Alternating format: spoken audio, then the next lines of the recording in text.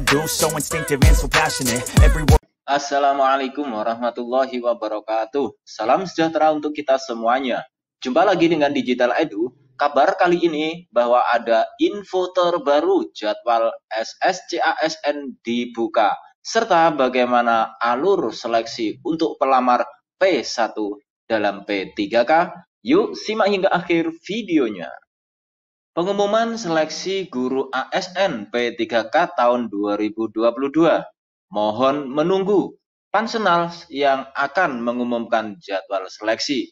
Begitu kalimat pengumuman di dalam guru p3k.kemendikbud.go.id yang masih ditampilkan hingga Kamis pagi 27 Oktober 2022. Pengumuman tersebut terpampang besar lantaran sebelumnya sudah beredar kabar yang disambut riang gembira para tenaga honorer bahwa pendaftaran seleksi P3K 2022 dimulai 25 Oktober 2022 yang lalu. Kabar tersebut merujuk surat nomor 7302-GT.01.03/2022 tertanggal 20 Oktober 2022 yang ditandatangani pelaksana tugas Dirjen GTK Kemendikbudristek Nunu Suryani. Surat tersebut ditujukan kepada Kepala BKN, Ceki Deputi Bidang Sistem Informasi Kepegawaian itu berisi penyampaian jadwal pelaksanaan seleksi guru P3K 2022. Namun sifatnya hanya usulan kepada BKN selaku Panselnas CASN 2022. Sebelumnya, dua pejabat BKN sudah menyampaikan sejumlah alasan mengapa pendaftaran seleksi P3K 2022 belum bisa dimulai 25 Oktober 2022. Deputi Bidang Sistem Informasi Kepegawaian BKN Suharmen menyampaikan kabar terbaru soal pembukaan pendaftaran P3K 2022 melalui sistem seleksi calon aparatur sipil negara atau SSCASN. Portal sscasn.bkn.go.id merupakan situs resmi yang dikelola BKN sebagai pintu pendaftaran seleksi P3K 2022. Berikut beberapa poin penting pernyataan terbaru Suharmen dari BKN. Yang pertama, SSCASN akan dibuka akhir Oktober 2022. Nah, rencananya SSCASN pendaftaran P3K 2022 akan dibuka pada akhir Oktober.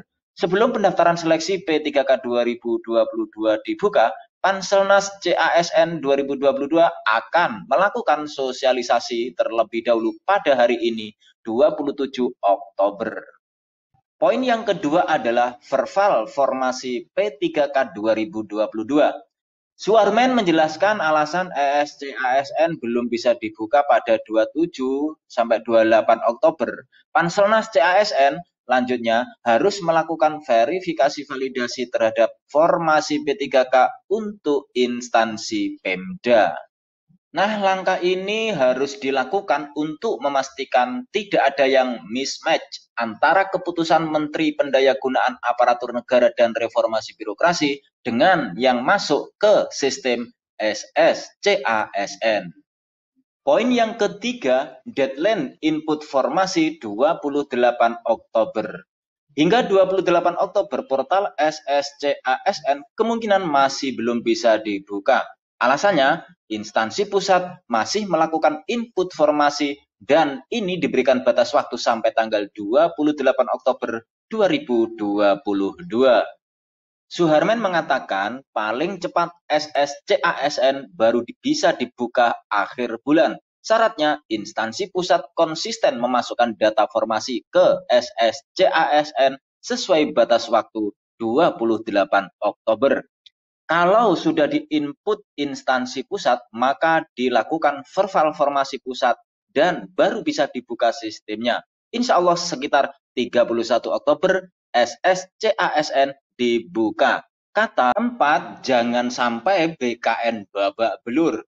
Sekretaris Kemenpan RB Rini Widiantini, kata Suharmen, sudah mengajukan surat ke instansi untuk melakukan input formasi ke SSCASN paling lambat 28 Oktober.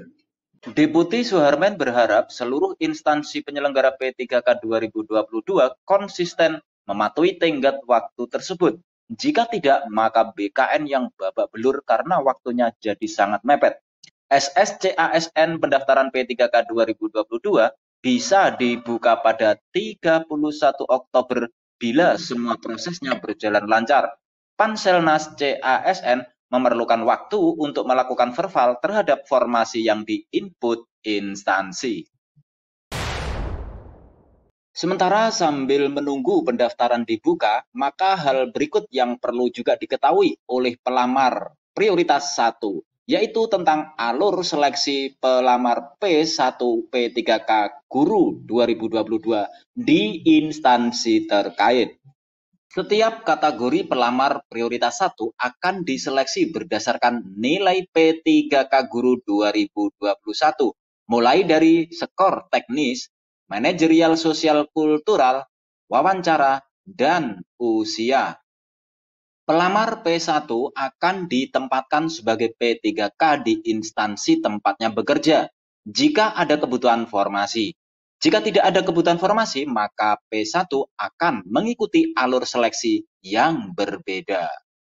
Berikut ini alur seleksi pelamar P1 yang sudah mendapatkan penempatan. Yang pertama, pelamar P1 melakukan login di akun SSCASN.